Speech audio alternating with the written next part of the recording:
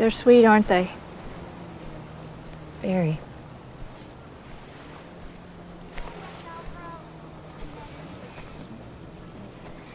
They're a very beloved part of this community.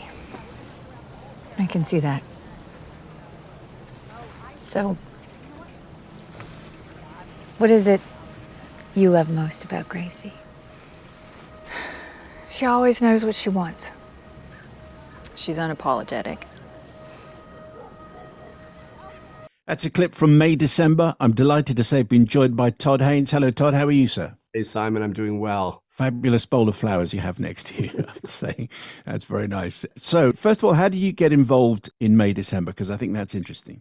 It is. The script had been circulating a bit. The script by Sammy Birch, a new screenwriter, an incredibly gifted young woman. And my producing partners at Killer Films had even read this script. But it eventually made its way to Natalie Portman's producing team and she was in Australia working during the height of COVID at this point and actually fully working. And we were completely shut down in the United States. And she sent me the script to read, and a lot of stuff was circulating during that time because none of us knew when we'd be back to work. But this script really cut through and made a tremendous impression on me. And I knew I was extremely interested in following up with it and starting to talk to Natalie about the project. We didn't know when it would happen because everything was stopped. I had other things I was developing. She was in Australia working on stuff. And we didn't know who would play the other roles. But the script itself and the kind of sense of its confidence in conveying things that were very disquieting, that kept you questioning your own moral standing about the issues involved, was so remarkable. And it had humor in it, and it had almost an investigative journalism aspect to it because it was about an actress coming into this family's lives 20 years after a tabloid scandal. Maybe it's a good time then for you to tell us the story that you are telling and the story that you were intrigued about when you read the script. Just outline where we are with this. What I loved about it was that it circulated around a tabloid story from the past, and a story that in the United States, at least, there stirs up some recollections of an actual tabloid event that occurred in the 1990s. But Sammy had already fictionalized it, and what she did almost more interestingly is she set the whole story 20 years later.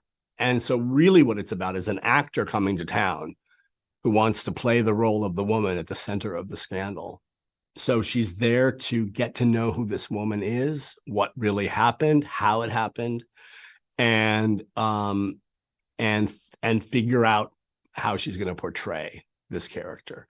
And so Natalie Portman's role is the actor Elizabeth, who's around 36 years old. The woman she's investigating and studying is Julianne Moore, who's around 59, 60 at this time in her life. But when Julianne's character Gracie was 36 years old, she began an affair with a 13-year-old boy who is now 36 years old.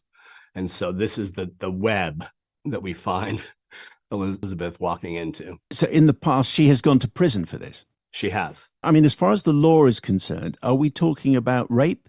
That was the crime that, in the real case, that is probably the one that comes most to mind when people in the States see it. Mary Kay Letourneau, she was charged with child rape. And that is the story that you are working with many years later. Is it 2015 you're setting this story in? It is 2015. What is the reason for I just wanted to to remove it ever so slightly. The original script was written for the present day, written 2019 or something, and also set in Camden, Maine, not set in Savannah, Georgia, where we shot the film and set the film. I chose to move it back to 2015 just to remove it to the sort of pre-Trump era, to kind of get out of the crosshairs of this sort of overdetermined partisanship that I didn't want to be a distraction, particularly having set the film in the South in Georgia. I just didn't want anybody to be wondering about the political allegiances to these particular characters. Thanks very much for watching this video. I hope you enjoyed watching it as much as we enjoyed making it. While you're here, check out all the other videos because they're cool too, aren't they? Yeah, and if you want to keep up to date with everything Kermode and Mayo's Take, then check out our social channels. I mean, why wouldn't you? I mean, I would. I have done. Excellent.